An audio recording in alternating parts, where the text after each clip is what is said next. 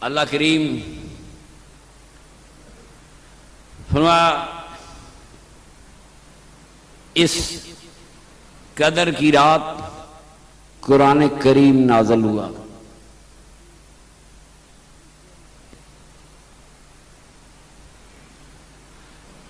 اس میں فرشتے نازل ہوتے،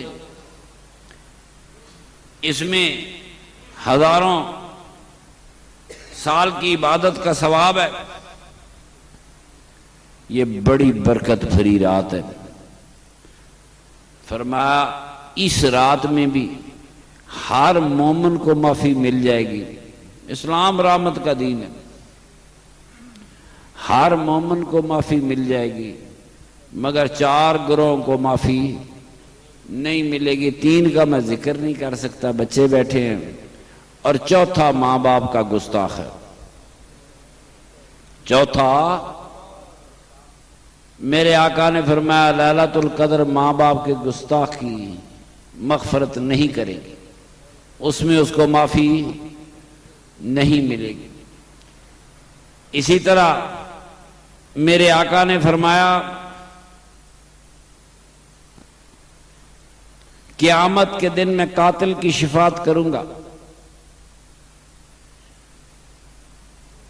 مگر ماں باپ کے گستاخ کی شفاعت نہیں کروں گا۔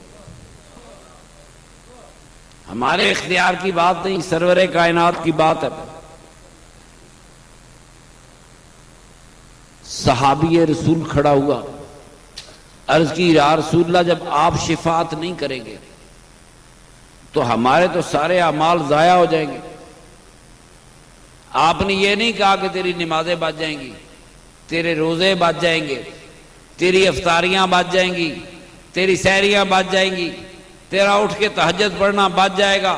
صحابی پوچھتا ہے یا رسول اللہ جب آپ ہماری شفاعت نہیں فرمائیں گے تو ہمارے اعمال تو ضائع ہو جائیں گے۔ تو میرے آقا نے یہ نہیں فرمایا کہ ضائع نہیں ہوں گے، فرمایا مقدر کی بات ہے۔ کیا فرمایا؟ مقدر کی بات ہے۔ فرمایا مقدر کی بات ہے۔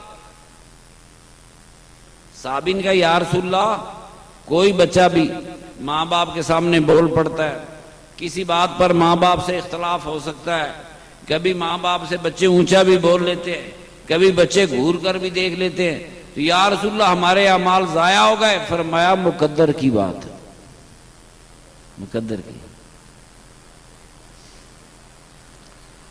یہ ساری بات مقدر کی ہے۔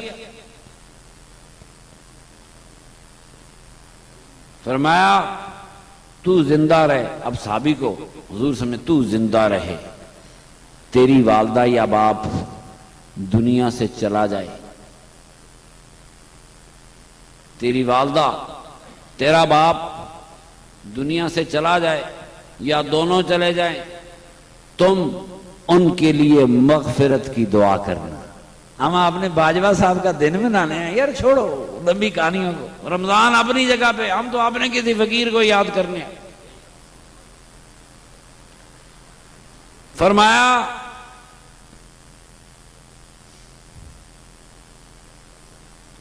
تیری ماں تیرا باپ دنیا سے چلا جائے اور تو زندہ ہو، یہ نہ ہو کہ گستاخ پہلے ہی مر جائے، پھر تو کہانی اور ہوگی۔